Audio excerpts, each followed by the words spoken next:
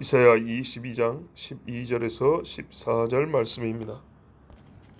그날에 주 만군의 여호와께서 명령하사 통곡하며 애곡하며 머리털을 뜯으며 굵은 배를 띠라 하셨거늘 너희가 기뻐하며 즐거워하여 소를 죽이고 양을 잡아 고기를 먹고 포도주를 마시면서 내일 죽으리니 먹고 마시자 하는도다. 만군의 여호와께서 친히 내 귀에 들려 이르시되 진실로 이 죄악은 너희가 죽기까지 용서하지 못하리라 하셨느니라. 주 만군의 여호와의 말씀이니라. 아멘. 그날에 이 앞에 예루살렘이 지금 환상의 골짜기가 다 무너지고 패망하고 죽게 생겼지 않습니까? 이날을 미리 경고하면서 하나님이 울고 통곡하며 머리털을 뜯고 헤어스타일 신경 쓸 때가 아니죠. 굵은 베옷을 입고 이 옷을 입을까 저 옷을 입을까를 생각할 날이 아니라는 겁니다. 그렇게 이미 하라 그러셨어요. 그런데 1절 후반부에 보면 지붕에 올라가서 2절에 소란하며 떠들고 즐거워하던 성읍이라 그랬어요. 뭐 했냐? 이미 앞서 말했지만은 좋다고 잔치했다 그랬습니다. 그 실상이 지금 이제 더 밝혀지는데 13절에 보니까 기뻐하며 즐거워하고 소잡고 양 잡아서 고기 뜯고 포도주 마셨다는 겁니다. 뭔 좋은 일이 있다고, 망해가는 나라에 뭔 좋은 일 있고 잠깐 여유를 줬더니, 세상에 잠시 여유를 줬더니 그새 있는 짐승 다 잡고 놀고 즐기고 잠깐 건강을 줬더니 노세 젊어서 노세 이러고 있다 이 말입니다. 잠깐 재정에 여유를 줬더니 회개하고 하나님께서 지금 시간을 주고 기회를 준다는 걸 알지 못하고 그 잠깐 틈새에 이런 망령된 짓을 했다는 겁니다. 그런데 이게 망령된 짓이냐? 소 잡고 양 잡아 먹는 것이 망령된 짓이냐? 아닙니다. 근데 때가 아니면 망령된 짓이 되는 겁니다. 노아의 때에 뭐라냐면 사람들이 시집가고 장가하고 먹고 마시더라 그랬어요. 그게 잘못이냐고요. 하나님 준 복이지. 장가가는 게 복이고 시집가는 게 복이고 먹을 양식 있는 게 복이지. 그게 뭐 죄입니까? 근데 문제는 홍수가 일어난다고 말을 해주고 있다는 얘기입니다. 곧 있으면 홍수 일어난다고. 그럼 뭐 하라고요? 같이 방주 지으라는 얘기입니다. 방주 들어갈 공의하라는 얘기죠. 그런데 안 듣고 신경 안 쓰고 자기의 일상에 전혀 변화를 일으키지 않았다는 얘기입니다. 평상시 하던 것에 하나님의 말씀이 이만큼도 영향을 못 미쳤다는 얘기입니다. 홍수가 나서 다 죽는다는 대사건, 본 적도 들은 적이 없는 그 사건을 곧 있으면 겪게 될 것인데 그 어마어마한 이야기가 현재 나의 신앙이죠. 삶의 페이스에 아무 변화를 일으키지 못했다는 얘기입니다. 그냥 가던 대로 가는 겁니다. 여러분 마라톤 하다가요, 옆에서 살짝만 건드려도 이 페이스가 무너져가지고 휘청거리다 넘어지거나 골인 지점 앞에서 잘못해가지고 금메달 놓친 사람도 꽤 많습니다. 조금만 건드려도요. 예? 대포 와서 꽉 하면 수많은 사람이 죽을 건데 이게 가다가 살짝만 스쳐도 방에 팍 틀어져 버리거든요. 그런데 세상에 하나님이 온 세상의 멸망에 대한 이 심판의 경고가 일 개인의 마음에 이만큼도 영향을 못 미쳤다. 어떤 사상을 가지면 이렇게 사냐? 시편에 보면 그 마음에 이르기를 하나님이 없다 하도다 그랬거든요. 근데 여기에는 그 없는데 없다고 직접 표현 안 했지만 이렇게 말하는 사람은 하나님이 없는 거예요. 보세요. 이렇게 먹으면서 마시면서 내일 죽으리니 먹고 마시자고. 이거 요즘 들었던 얘기인데 요즘 들린 얘기 아닌가? 그 술 마신 사람이 뭐래요? 마시고 죽자 그러죠. 이야, 이게 2700년 800년 전에도 이런 생각을 가진 사람들이 많았구만요. 단체로요. 예루살렘 사람들이 대부분 이런 생각을 가지고 즐겼다는 겁니다. 내일 죽을 것이니까 먹고 마시자. 근데 여러분 이게 얼마나 말이 안 되는 짓인가 한번 봐보세요. 내일 죽을 줄 알면서도 이런단 말이에요. 정말 내일 죽을 줄 아는데 이렇게 행한다면 이 사람이 믿음의 사람일까요? 모르고 행해도 안타까운데 알면서 기도를 안 했다. 하나님의 명령이 여기 패망한다고 분명히 말했고 죽는다고 경고를 내렸고 그게 내일이라고 아는데 왜 죽냐 내일 우리가 단체로 왜 다 죽냐 하나님의 심판한 대로 그 심판의 결과로 죽는다고 아는데 그렇게 해서 내일 죽을 거니까 죽는다는 믿음은 있어요. 내일 죽는다는 믿음. 그렇게 죽을 걸 아니까 오늘 먹고 마시고 그냥 다 있는 거 즐기고 죽자. 이 말이 됩니까? 보세요. 내일 죽는 걸 알아도 회개하지 않는다 그랬죠. 분명히. 죽기 전에 회개하면 된다고요? 절대 안 된다 그랬죠. 내일 죽는 것을 안다는 가정입니다. 알아도 이 짓을 하는데 누가 자기 죽을 때가 되면 회개한다고 장담할 수 있습니까?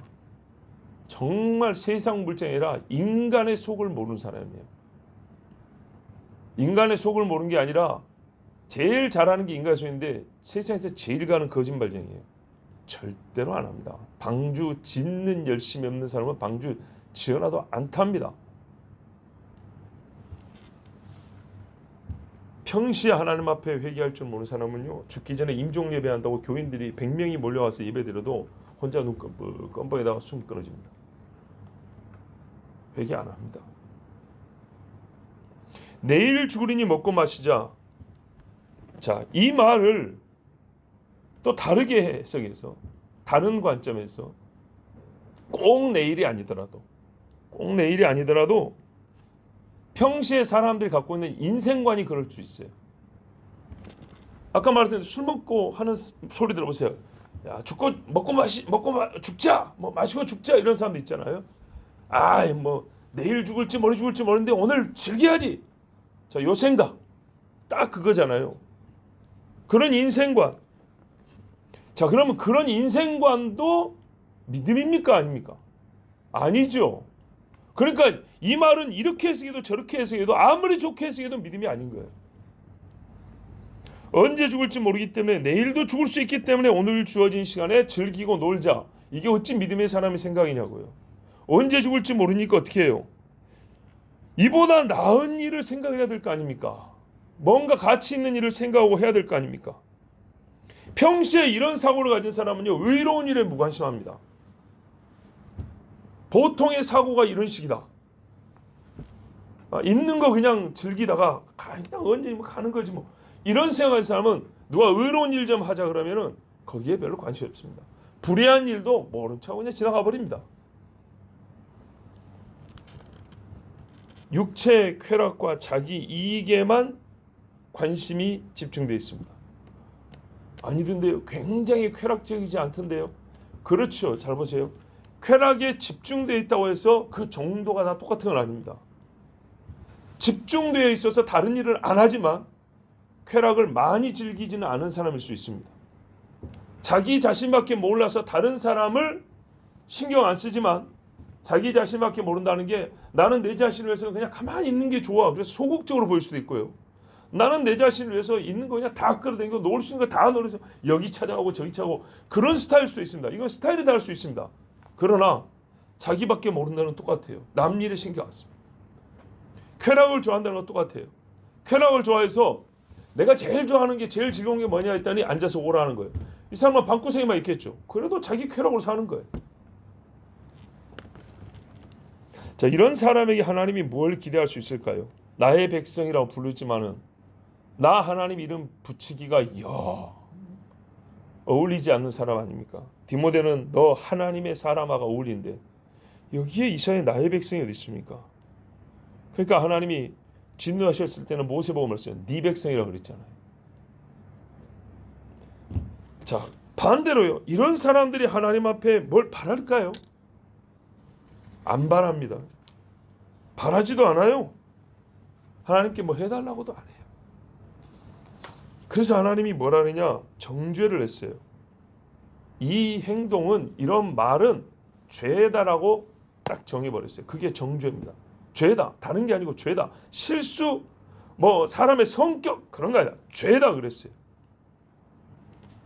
친히 이사야의 귀에 들려 이르시되 여러분 누구 불러가지고 그 사람에게만 딱 보면서 너 잘 들어봐, 너 잘 들어 이러면서 하는 말은요, 그 사람이 당사자가 아니더라도 지금 내가 하는 말이 굉장히 진지하고 진실하고 거의 불가역, 바꿀 수 없는 이야기를 할 때 이런 식으로 화법을 합니다. 내 말을 잘 들어봐. 혹시 누구에게 전달하더라도 무슨 말이죠? 내가 지나가는 말로 한 게 아니라 잘 들어.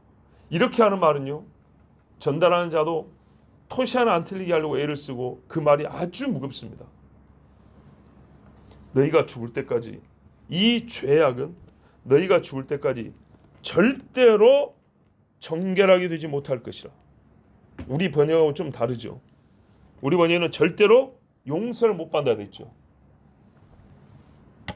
14절에 보시면 이 죄악은, 진실로 이 죄악은 너희가 죽기까지 용서하지 못하리라. 죽을 때까지 용서 안 해준다. 다른 번역에는 너희가 죽을 때까지 절대로 정결하게 되지 못한다. 그렇죠. 용서 안 해주니까 정결하게 되지 못해죠. 얼마나 무서운가 보세요. 그동안에 하나님이 회개의 기회를 주지 않는다고 몇 번 설교를 했습니다. 그 중에 예를 들자면 누굽니까? 에서, 가룟유다 이런 사람들을 예를 듭니다. 그런데 오늘 제가 그동안에 했던 것이 성경의 해석과 사례 분석이라 하지만 오늘 말씀에는 명시적으로 그대로 기록해놨어요. 죽을 때까지 용서 안 해준다는 말이 뭔 말이에요? 아니, 죽을 때까지 정결함을 받지 못한다. 회개의 기회를 안 준다는 얘기입니다. 죽을 때까지 용서받지 못한다. 회개의 기회를 주지 않는다. 하나님이 확정해버렸어요. 절대로 깨끗함을 못 받습니다. 더러운 그대로 죽습니다. 무섭지요? 무서워야 합니다. 정말 무서워야 합니다. 하나님이 경고를 했는데 이게 성령 회방죄하고 비슷하지요. 성령 회방죄를 조금 어렵죠. 회방한다 그러잖아요. 현실적으로 바꿔볼까요? 성령 조롱죄. 바꿔 말하면 성령 비웃는 죄입니다. 하나님을 우습게 여기는 죄입니다. 이 죄 정말로 하나님 앞에 오늘 그냥 말씀 들어보세요. 정결하게 되지 못한다. 죽을 때까지 정결하게 되지 못하고 죽을 때까지 용서해 주지 않는다. 용서 안 해주고 죽을 때까지 간다. 죽을 때 용서받지 못하고 죽는다. 죽을 때까지 정결하게 안 해준다. 더러운 채로 죽는다. 하나님이 이렇게 확정을 해버렸어요. 아무리 노력해도, 옆에서 아무리 도와주려 해도 안 됩니다. 그러므로 제일 지혜로운 게 뭡니까? 하나님이 첫 번째 경고할 때 들어야 되는 겁니다. 두 번째 경고할 때 들어야 됩니다. 그런데 이게 안 듣게 되면 사람 마음이 어떻게 되냐?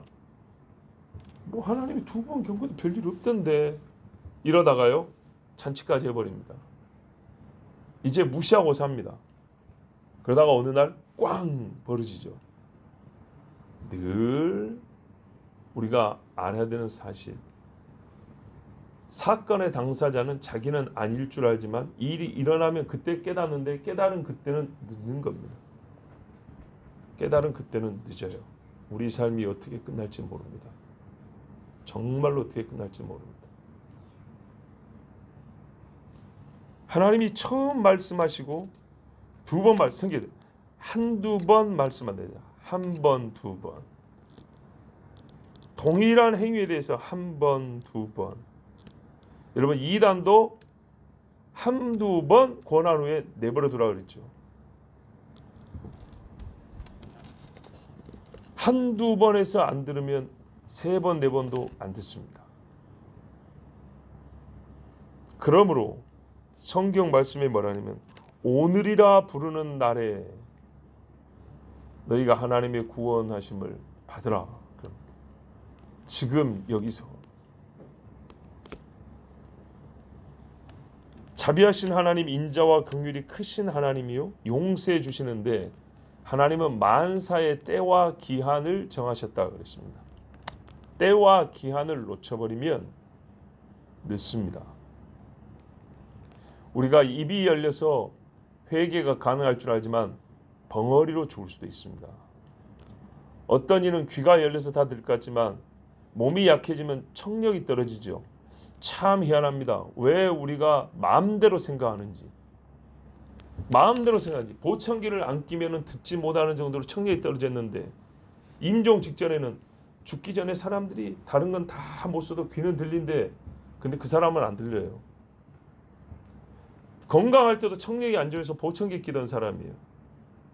모든 몸이 여러분 잠이 들면 소리가 들린가요? 안 들리죠. 그럼 몽롱한 상태에서 이게 또렷이 들을 거라고 생각하세요? 평시에 건강할 때 미드라 소리 그렇게 안 듣고 죽을 때는 어떻게 끈앞으로라도 잡으려고 산 사람들이 끈앞으로 그렇게 많이 만들지 마세요. 잘 안 들립니다. 뭐가 잘 보이고 뭐가 잘 들려요. 가까이 와서 누군지도 못 알아보는데 아들 딸도 못 알아보는데 뭘 알아본다고 그때 가서 가르쳐주고 그때 가서 외쳐주면 다 알아볼 것 같아요. 진짜 하나님이 특별한 은혜를 준 사람은 알아들어요. 보통 사람들은 왜 죽죠? 기력이 떨어진 거예요. 힘이 제일 적게 드는 숨 쉬는 힘도 없어서 죽는데 청력이 어디 있고 시력이 어디 있고 말할 수 있는 화력? 말하다 화자니까 이 구력? 이런 거 없어요. 힘이 떨어지는 거예요. 힘이. 밖으로 내뱉는 힘이 아니라 밖에서 들어온 힘도 없어요.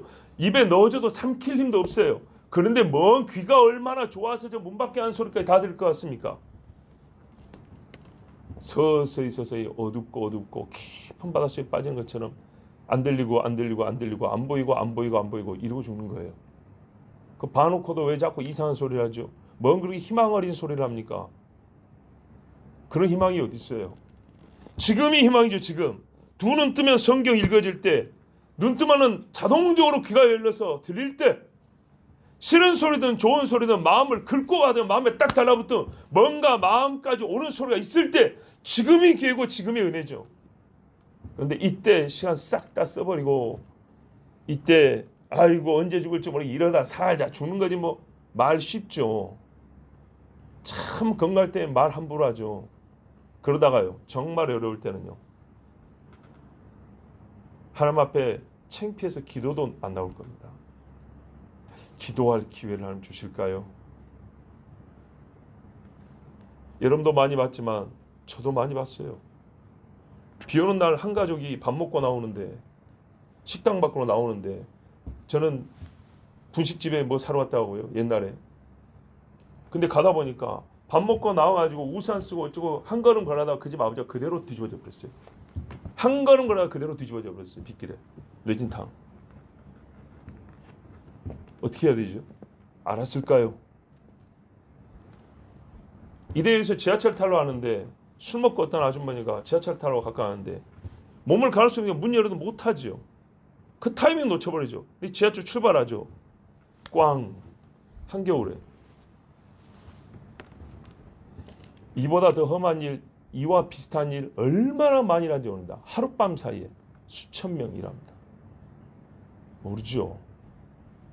늘 밟던 길인데 여기가 푹 꺼져가지고 죽을지 살지 모르죠. 누구든지 당할 수 있습니다. 제 말은 꼭 악한 사람들만 그렇게 죽는 게 아니라 누구든지 다 그럴 수 있는데 그렇다면 어떻게 해야죠?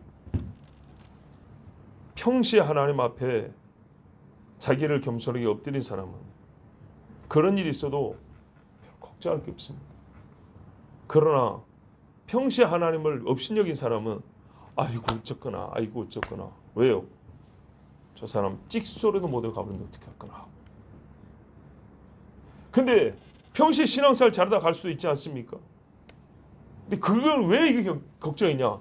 이런 식의 사고와 이런 식으로 삶으로 살았단 말이죠. 평시에. 즉 믿음 없는 티가 너무 많이 나버렸다는 거죠. 내일 죽을 것이니 먹고 마시자. 이게 어떤 생각에서 나올 수 있는 말인가요? 과연 하나님이 계시다면 이런 말을 할 수가 있을까요? 혹 그런 생각이 잠깐 들었다가도 이건 불교한 생각이야. 믿는 사람은요 하나님 우리 속을 아시니까 이 생각만 갖고도 하나님이 정말 진노하실까 봐 주님 죄송합니다. 제가 잠깐 헛생각했습니다. 이게 믿는 사람이에요. 믿는 사람은 어떻게 해야 됩니까? 내일 죽을 것이니 마지막 시간까지 하나님을 높여 경배하리라. 만약에 진짜 내일 죽을 걸 안다면, 진짜 내일 죽을 걸 안다면 오늘 하루 어디다 쓰겠습니까? 예배하는 데 시간을 쓸 겁니다. 가족들 부르고 예배할 겁니다. 야곱이 어떻게 했습니까? 제 주변에도 진짜로 자기가 죽을 걸 아는 사람도 있었어요. 예, 교인한테 나 이제 곧 갑니다. 그리고 문자 싹 돌리고 그러고 가신 분들이 있다니까요. 놀랍죠. 그러면 그런 분들은 어떻게 하냐? 기도한다고요. 기도. 진짜 내일 죽을 거니까 기도한다고요.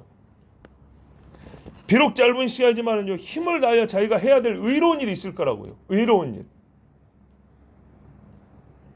언제 죽을지 모르니까, 또 만약에 꼭 내일이 아니더라도 언제 죽을지 모르니까 내가 하나님 앞에 부끄럽지 않아야지. 주님 앞에 죄를 짓지 않아야지. 그래도 죄를 짓는 게 인간입니다. 그러나 이렇게 생각을 가지고 사람이 마음먹은 데서 어쨌든 여기서 모든 말과 행동이 나오니까 이런 자세 자체가 하나님이 원하는 태도란 말이에요. 태도. 다윗이 다 잘해서가 아니라 다윗이 나단이 와서 한 말 하니까 바로 딱 엎드렸단 말이에요. 그 태도란 말이죠. 그 마음. 이것이 하나님이 이스라엘에게 유다에게 원하여서 그날에 명하셨던 거예요. 뭐라고 했어요? 이게 탈모니 뭐니 신경 쓸 때가 아니란 말이죠. 내 마음을 다 부셔뜨리는 표현이에요. 내 속에 있는 것들 부서져야 하리 무너져야 하리. 내 속에 하나님을 대적한 모든 것을 부셔뜨린다는 것을 어떻게 사람은 속에 일하면 외적 표현을 하거든요.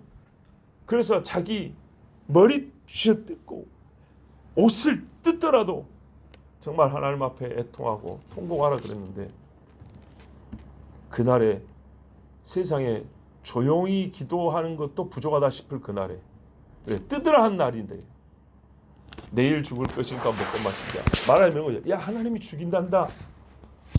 완전 하나님을 비웃어버린 거죠. 내일 하나님이 우리 다 죽인데 있는 수 뭐 있을 거야? 다 잡아먹고 가야지. 우리 죽으면 다 남들이 갖고 갈 건데 배 터지게 먹고 죽자. 이게 진짜 유다인 예루살렘 사람이 이럴 수 있는 겁니까? 그런데 여러분 이게 이스라엘의 실제 역사입니다. 농담이 아니고 정말 이걸 어떻게 해석해야 될지 모르겠는데 옛날에 말입니다. 예수 믿는다고 교회에 다닌다고 잡혀가지고 감옥에 잡힌 사람도 있었어요. 베드로처럼 내일 사형 집행이 예정돼 있었어요. 그런데 감옥에 먹을 게 없잖아요. 한꺼번에 가둬놨어요. 그래서 어쩐 줄 압니까? 실제 역사입니다. 내일 우리 다 죽고 천국 갈 거니까 오늘 밤에 즐기자고 남녀 성도들끼리 전부 다 성관계를 했어요. 역사입니다. 역사. 저보고 심한 소리 한다고 제발 안 그랬으면 좋겠어요. 성경이 심한 소리 한다고 제발 그런 소리 안 했으면 좋겠어요. 하나님이 인간을 몰라서 상상으로 말씀하신 게 아니고 있는 그대로 말씀하신 거예요. 소돔과 고모라 끝난 다음에 지 애비와 딸에게 있었던 역사입니다.